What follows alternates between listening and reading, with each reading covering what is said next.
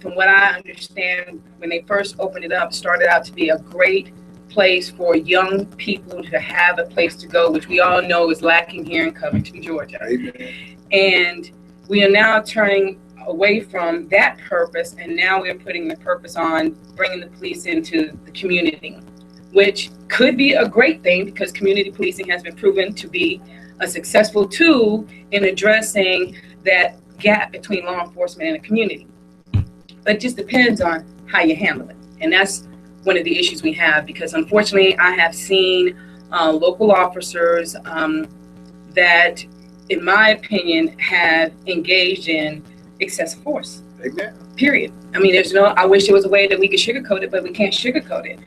Right. We have seen videos of instances that happen that are different from what was said by the officer. That's not good. We also have seen videos where our clients or other individuals in the community have said, well, this is what happened. But then when we see the video, it didn't happen that way. So how do we get to a point where we can address it, where we're not having the issues that we have? And I think your program that you're putting on is a start. Amen. It's good. But what about the dialogue? Because it is a cultural divide. It is a cultural difference. And you're going to have individuals that, are not, brown or black, that can't see from that perspective. They can't see what you're talking about when you say, my son was driving down the street and there was nothing that he was doing, and he was pulled over because he supposedly was touching the line, but yet the first thing that was said by the officer when he approached the car was, do you have any drugs in the car? It's kind of a weird question to ask. Amen. When you don't smell anything in the car. It's kind of a weird question to ask. So I'm going to ask you, in terms of the program that you have that you're doing on the 27th, I mean, what prompted you to even do it in the first place? Well, first of all, it was laid on my heart by Holy Spirit, and because we do have a problem in Newton County. I've been here all my life, and God has showed me that in order to fix this thing, that we got to come together as one. That's why we named it Unity in the Community. Okay. And I'm a true believer that if you're gonna patrol my city, or patrol the area where I live, because what happens is when you're in the car with your trainer, your trainer gonna say, this is the most drug infested area. This is where the high crime rate. So quite naturally, if that's all I know when I'm on the street by myself, I stopped you in those areas. The first thing I'm gonna do is put my hand on my gun, because you already been labeled bad. But everybody that stays in those communities are not bad people. That's right. But that goes back to the perspective of you don't know who you're going to come across when you're when you're stopping as an officer. You don't know who you're going to stop. Right. You don't know what that person's intentions are. I do think that, and I think it actually came out this week, that is either CIA director or former FBI director had mentioned that it has been proven and they have established that unfortunately some officers are predisposed to certain stereotypes of individuals. Amen. So when they see a black young man driving a car, they're going to approach that gentleman differently than they would approach a older white female driving the car. And from this perspective of an officer, I know that as an officer, and I'm not an officer and I'm not a former officer, but just from the stories that I've heard, and I've handled excessive forces cases. I've handled those cases. I've had to sue some cities, and I've had to sue some county officers as relates to some of the force that has been used. But from the perspective of an officer, in some of those cases, I had a case where an individual was approached and he took off and ran. And when he took off and ran, they placed him in cuffs. And then when they placed him in cuffs, another officer came in and actually jumped on him and attacked him. And there was no purpose, no reasoning for it. And then as we got into the case, we found out that there were some issues that particular officer had. He had been involved in a IED explosion in Afghanistan, and he was going through a lot of things in his family, and so all of those things he unfortunately took out not only on my client but also on individuals previous to that. And in my opinion, he probably should have been released from the force, because it was clear showing that this individual was a danger, or this individual could potentially be a danger, but it wasn't. But from the standpoint of a police officer, when you have like you said, an individual that they're stopping, they don't know what they're going to come across. That's right. And what we do a Teen Know Your Rights seminar. Have you heard of it? It's New York Legal Society. We put on a Teen Know Your Rights seminars, and we invite everybody out to come to it so that they would have an understanding of what their rights are when they are stopped by a police officer. And what happens is we'll have a handful of people that come to these seminars. And it's free. And it's an opportunity for you to know what to do. And I'll say this, I had a situation one time at the seminar where a parent, and she was justified in asking this question. She says, why is it that my child has to go over and beyond to explain to the officer things when he hasn't done anything wrong? And I said to her, it's unfortunate, but you don't want to give, especially when this child is by himself, right. You don't want to give, when I say child, I mean like, to a mama, you could be 25 and still be your child. But you don't want to give this officer any reason to arrest you for anything. So you be respectful when the officer stops you. You make sure that you show your hands so that, there's no misunderstanding that you're reaching for something. He asks you a question, even though you think it's none of his business, you answer the question. And her question was valid. She says, why does he have to do that? Why does he have to do that? And like I said, and one thing you did say this a while ago, that not all police officers are bad police officers. And I also went through a class of, it's called Citizen Academy, where we get the inside look of police officers. And I'm also on the Chief Advisory Board. And I think that it's the way the police officers are taught. Just like I said a while ago, is when they're in training, and I have talked to a couple of black police officers that is not police officers anymore, and he said the first thing they do is take them to the black areas and say, this is your drug infested area, this is where all your crime rates, and it does show that 88% of the crimes that happen are by black males, from what I heard on it. Now, not saying that I got it right on the money, but what I am saying is when they look at that, they assume that it could be a law-abiding citizen get stopped, but by him being a black young male, he's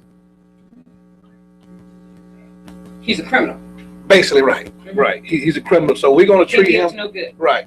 So we gotta get these officers to understand this.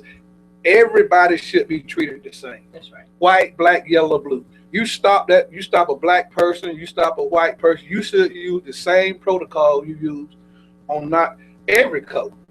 If you stop a white man and if this is the way you do it, then you should do it for a black man. Because everybody are not criminals. That's right. I agree with you. And so we got to get them to understand that, because I'm a true believer. They look at our culture. I said it all the time. And we do talk a little foul language sometimes. Man, what you stop me for? And most of the time, because you feel like stop you for nothing. But I want to tell people right now that we got to first of all comply. We got to first of all, let's not give them any reason to. Yes. That's one of the main things. Let's not give them a reason to have to use excessive force. So complying is one of the best defense to, due process. That's right. It is. You're right. Because, but there are some instances where you do comply and you still have a problem. Right. Because I think that the other day I watched this documentary, and there was a documentary on the Bloods and the Crips, and it was the documentary was basically showing how the organizations started out. And ironically, it started out because not necessarily the Bloods and the Crips per se, but just the idea of gangs in LA. It started out because there was so much police brutality going on. Right. There were so many killings of black men going on. And they had a map of LA, and it was like a line that they showed on the map that said, basically, if you were black or brown, you stayed in this area.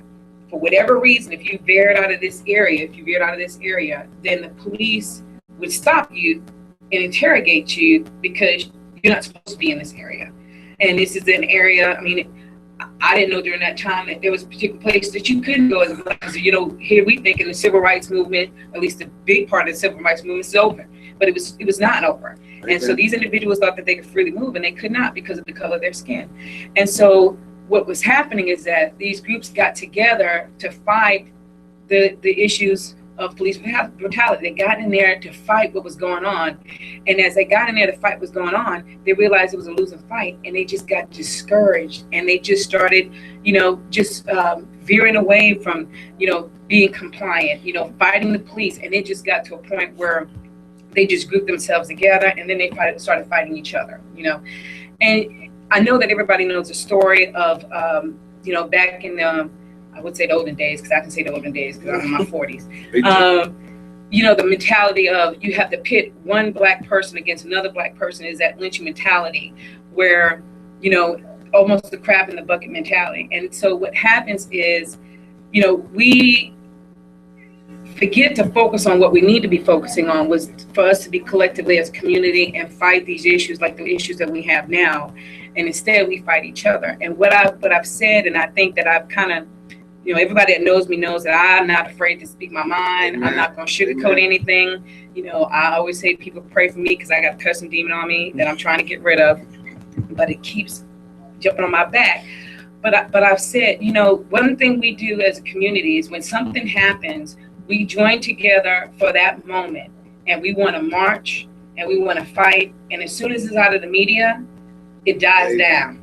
And right now, with everything that's going on, with all that we see in the courtroom, with all that we see in the media, you know, we're forgetting this is not just a black issue. No. This is a community issue. Amen. It's blacks, whites, it's everybody, because we're all affected by it. That's right. No one wants to be known to live in a community where a certain segment of the community is attacked all the time. You know, with the big business coming in, big business loves diversity. They love it. If they know that this is community that is segmented and is, you know, East against West, black against white, whatever the case may be, no one wants to open up a business here because they know that there's going to be problems and they're probably not going to stay here long. I think that the communication that we're having now and the dialogue that we're having now is important, but I'll be the first one to tell you, as a mother of 2 black males and 2 black young ladies, you know, I'm scared for my children. I tell my son all the time, I shouldn't have to tell him this. You know, I would prefer that you not go in this particular area. I would prefer that if you want to go out, that you go out, you know, closer to the Atlanta area. And that's bad. I shouldn't have to do that. That's right. You know, we joked around and talked about our 15-year-old. He's not going to get a license anytime soon. He has his permit. He may not get a license because the easiest place for you to be a target is in that car. Right. And, you know, I've talked about making sure, and I told parents this, you know, unfortunately, it seems like when something happens, when you're stopped, you forget about some of the details when you try to relay it back to someone else to explain what happened with you and the officer. Get a dashboard cam. Dashboard cams are cheap. You know, I hear I can't afford it. Well, you can afford to go out to dinner, you know, once a week. You can afford to get your hair done. You can afford to get your nails done, but you can't afford to have security or protection for your child while your child is driving a car. Dashboard cam is only $60. A good one is $100. It's a great investment to have in order for you to do that. I see kids walking around here with $200 sneakers. That's right. So invest in a dashboard cam because unfortunately, you know, kids don't tell all of what happened. That's right. They don't. I have to tell parents all the time, look, I hear what you're saying, but I'm probably not going to get the full story from you. I need to get the full story from your child. And even when you get the full story from the child, and I say child, but the young adult, the bottom line is that video speaks more volume than what you're telling me. That's right. Like I can go ahead and look at a video, a dashboard cam from law enforcement and try to piece together what happened. Right. You know, I think it's a great thing now that they're insisting that everybody is dashboard cam installed on their vehicles, and then they have body cams, because it not only protects the individual that's being approached in the car, but it also protects the officer from someone who is making a false report, because those happen a lot as well. That's right. You know, you got a person, I've had it happen before. I wasn't doing anything wrong. Wasn't doing anything wrong. But the first thing they said when the officer stopped you is, you cursing them out, mother this. You know, you saying all these different things, but you never said that. Right. But the camera picks it up. Right. You know, you and I both know, we talked about it a little while ago, that unfortunately sometimes, you know, when you get the story, you're incensed and you're upset about what happened, and you want to fight, and you say, oh my God, this was an atrocity that happened. It's so bad, so bad, so bad. And then once you start getting all the information, the one thing you want to do is jack that person up yourself, because you say, what were you doing? What were you thinking? Right. You know, so I think that we have a ways to go. We're hoping that we will get some calls in, so we can have a dialogue about this, because it's not going to be the first.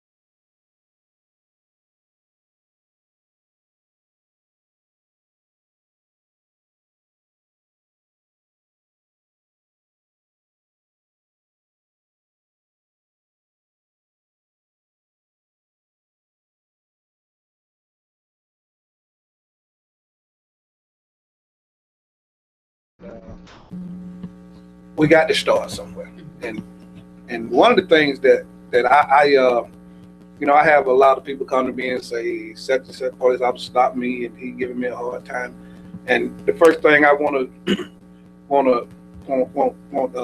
citizens of New County to know, the first thing you do is you have to file a complaint, and I think, and the first thing they tell me, Ms. Lindsay, is that it ain't gonna do no good.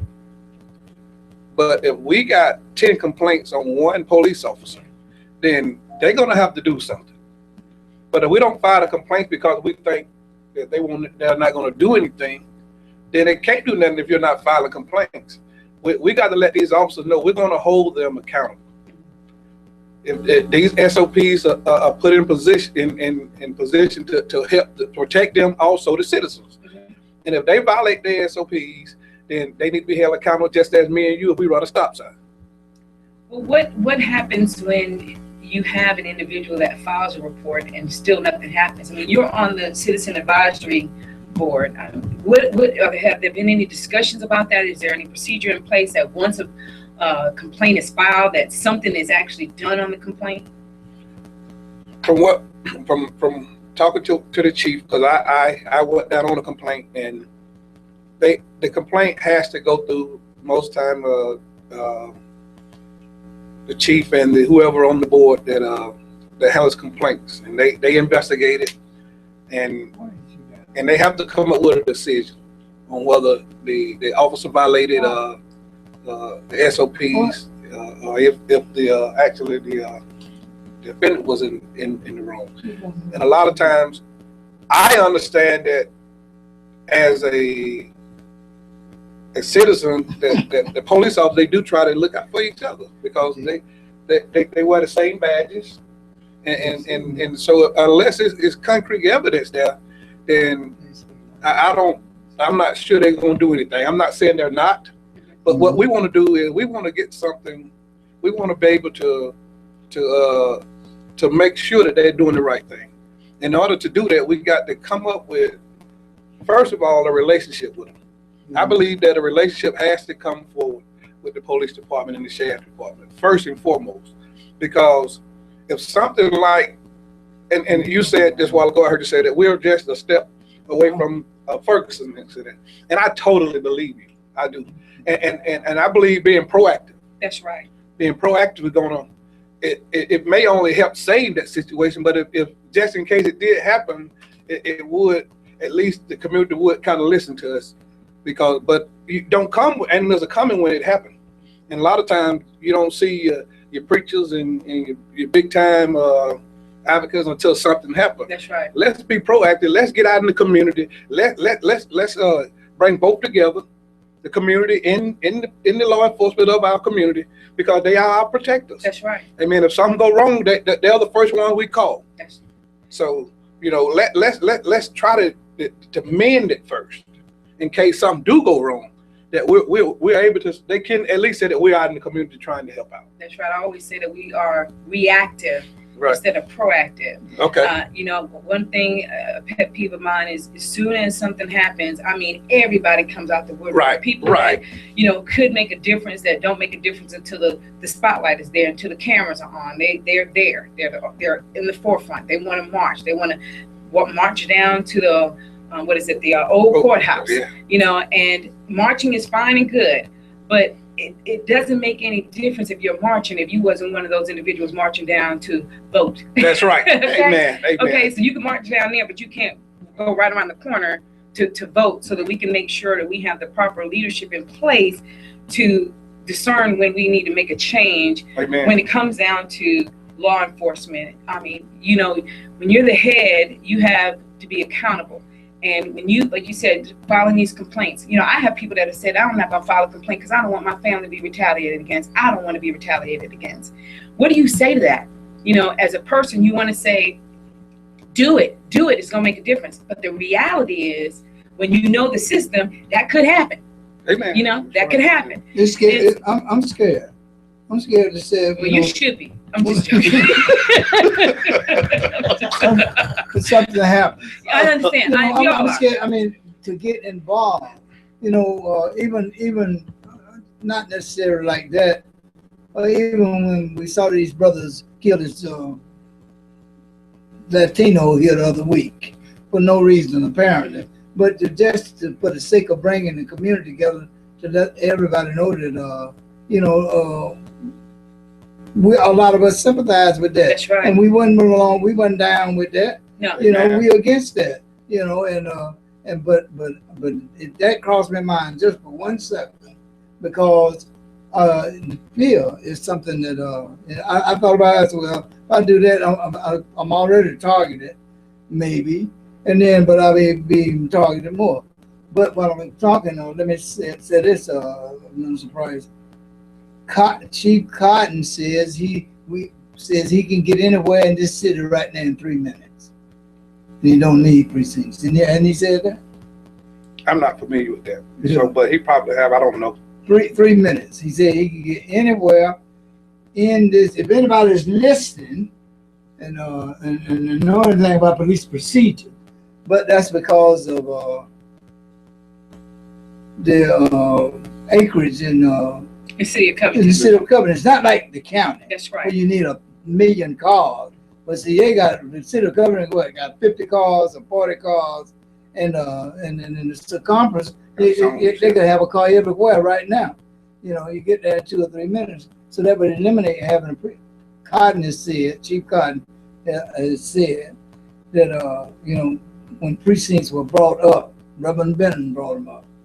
Why don't we have a precinct over so and so or over here?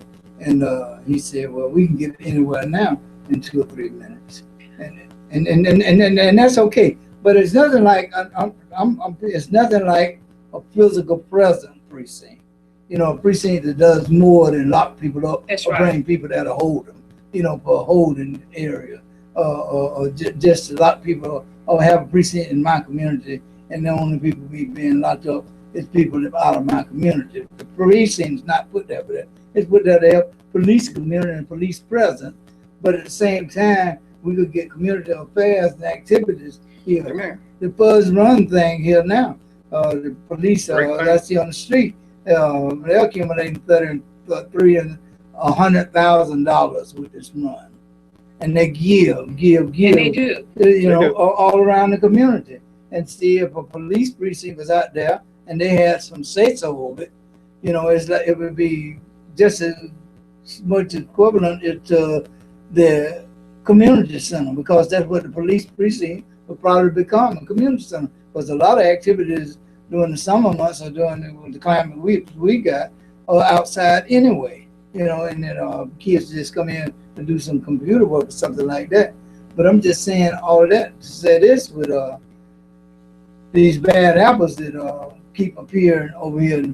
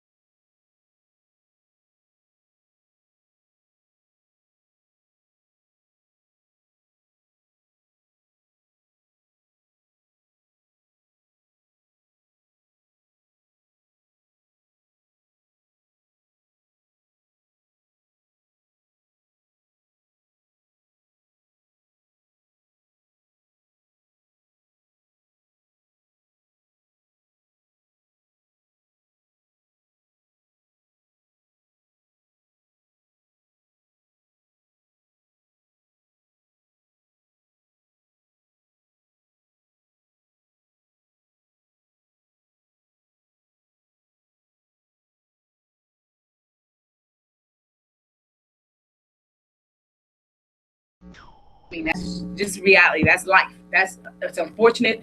It's a stereotype, but it is what it is, and let's call it what it is. And so you have officers that go into Nelson Heights always expecting to find somebody that's there that's not supposed to be there, or somebody that's there that's not doing good. And a lot of times they'll stop individuals. I know people that have been stopped that have never smoked a joint in their life, never smoked marijuana, never did drugs, never stole anything, and just stopped because they have a nice car going in Nelson Heights. And I guess you can't have a nice car going in Nelson Heights because it's a poor community, and so you therefore you can't be visiting your mama Right. You can't be visiting your grandmama. You got to be going in there for bad. And so you have this perspective from these officers, not all of them, but some of them, where you're going to be stopped. And then when you stop, you know, the approach is not necessarily a welcoming approach. And if you are an individual that knows that you're not doing wrong, unfortunately, if you ask a question, your officer, what am I doing wrong? Or, you know, that's considered to be combative. You know, you don't ask me, I just need this information. And so community policing may help that, because if you're in the community, then you know that if I see this car coming in the community, that may be John going to visit Mary, his mama, you know, so I don't have to stop it. Is that horrible that we have to think that way? It is, but it's the reality, and we have to deal with reality.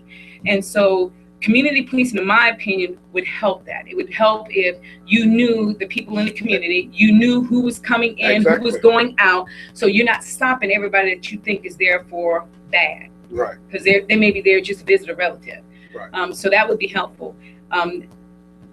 The issue of the Nelson Heights Community Center, I like what you said about the fact that if you leave the computers in there, then kids can come in there and use the computers. That's a good way for these kids nowadays to see officers in a positive way. Right. Because they're not right. seeing officers in a positive way. We volunteer in the schools. We do.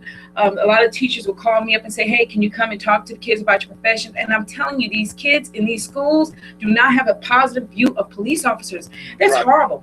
You know, my son, when he was little, he said he wanted to be a police officer like Papa. That's what he wanted to do. My kids nowadays, oh, no, you don't want to be stopped by the police. No. They don't have a positive view of police officers. Right. They look at their brother that was, accosted for no reason, or they look at their father that has been thrown down and arrested.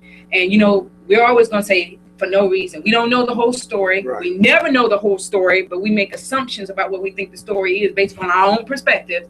And we know that because Black people or brown people have been routinely harassed, and this person must be harassed as well.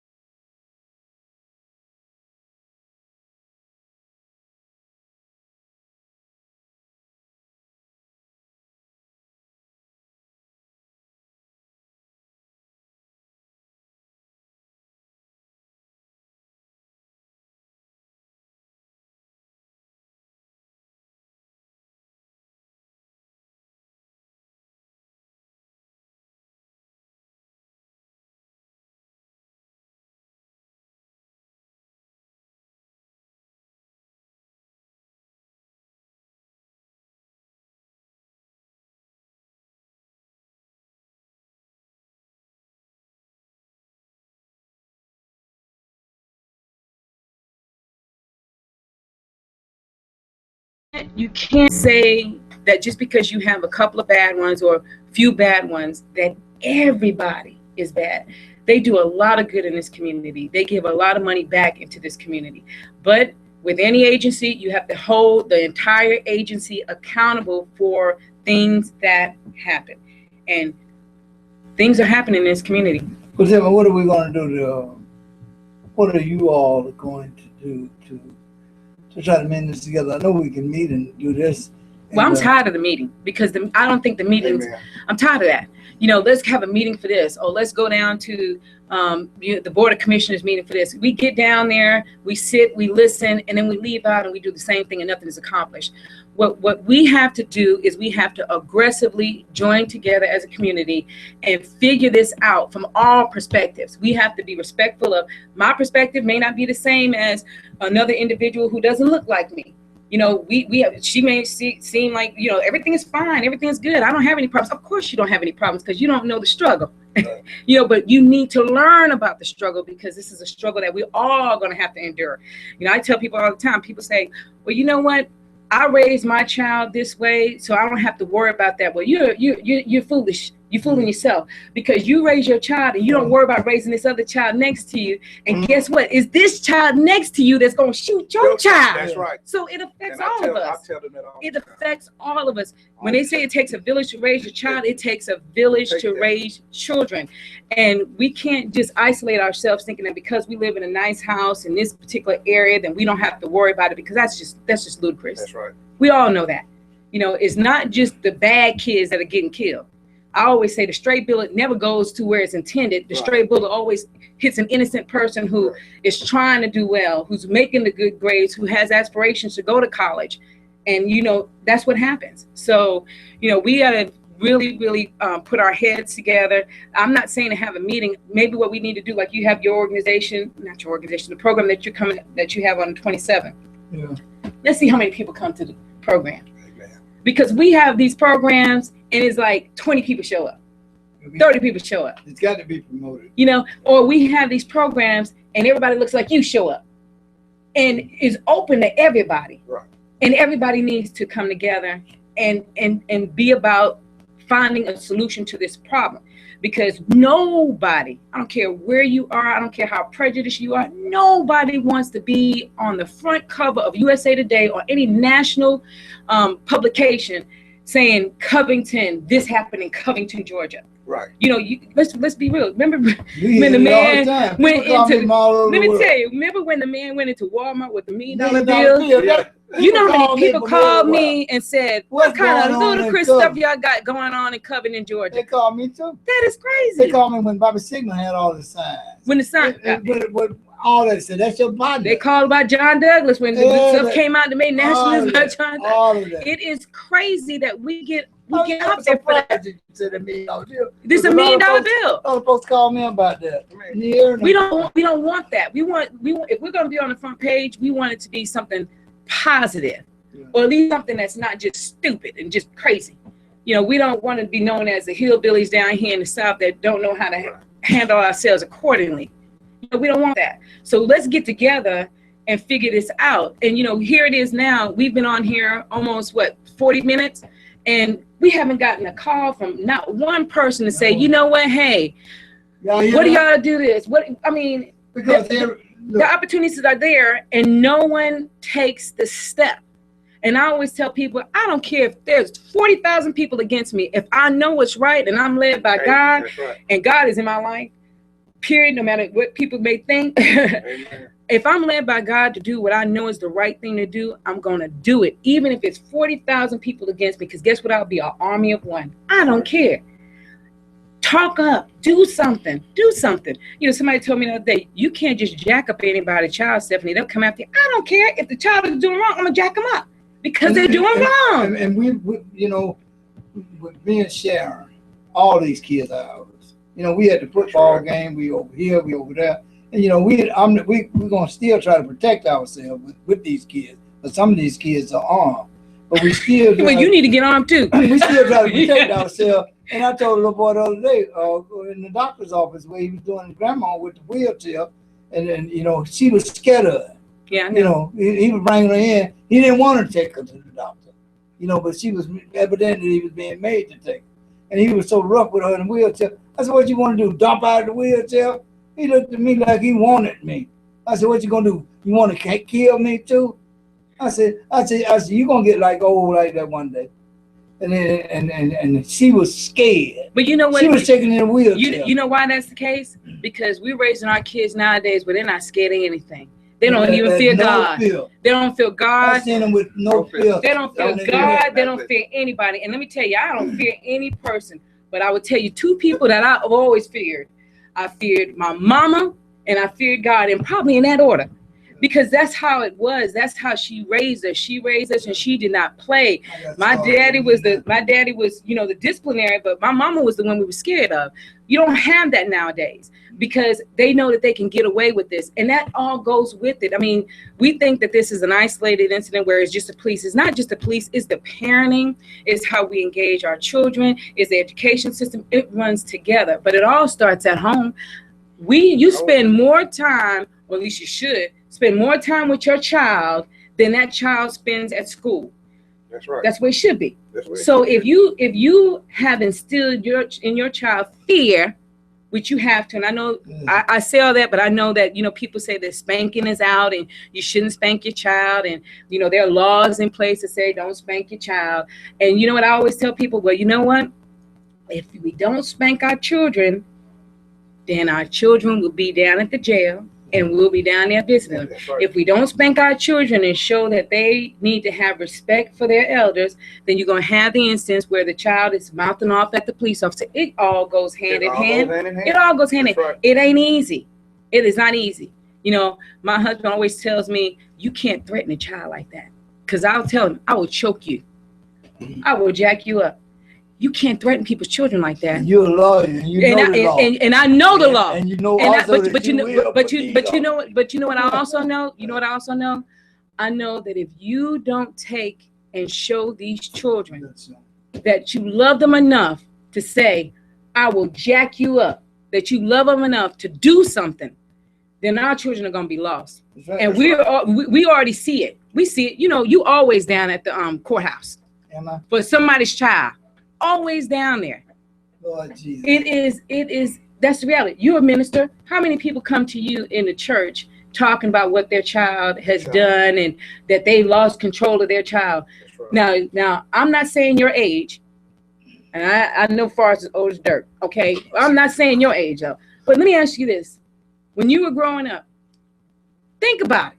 How many people you knew that could get away with the stuff that these kids get away with right now? That is so true, Lindsay. You know, back in the days, if our mom and dad was in there talking, you know, when we walked in the house, we know to get out that room. Yeah. But now they'll come sit down and start talking with you. See?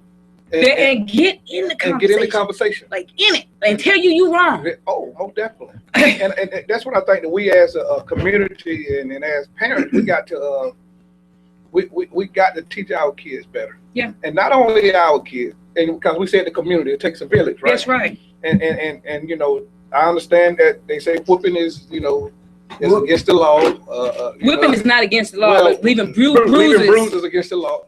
But you can expect one to buy. I whoop my kids for the simple fact is because if I don't discipline them, then when they get into something, you don't have no problem giving them 30 years. That's right. Woo! That's right. So I'm gonna try to keep them out of your system. That's right. So I believe that disciplining them works. Yes. So if I have to lay hands on him, you have to do it. And the key thing of the Bible, I'm a true believer of the Bible. The Bible tells me to do it. Okay. Well, we need to continue this conversation another time. We need to have you talking about keeping the belt off. We need to have a topic on marijuana because that's what getting our kids in so much trouble because they don't understand they can't smoke it in Georgia. And when they're stopped and a police officer smells it on them, it's likely they're gonna go to jail. Probable cause to start searching. Hey, we've been sitting here for the last 45 minutes talking with Attorney Stephanie Lindsay of Lindsay Law Firm right here in Covington, Newton County, and she's in DeKalb also, and she's doing law everywhere. Oh, And she's lawing everywhere. You know, that's her picture on those big billboards up through here. That's a pretty picture on the billboards all up and down through there. When you see a lady up there, you seen it again, and then you see it again. That's her. She's up through there about 4 or 5 times. She's also all got a big billboard on Memorial Drive too, near out there where the biggest jail in the Southeast Lord is. help us. Hey, but I'm glad to have her here. We're gonna try to make this a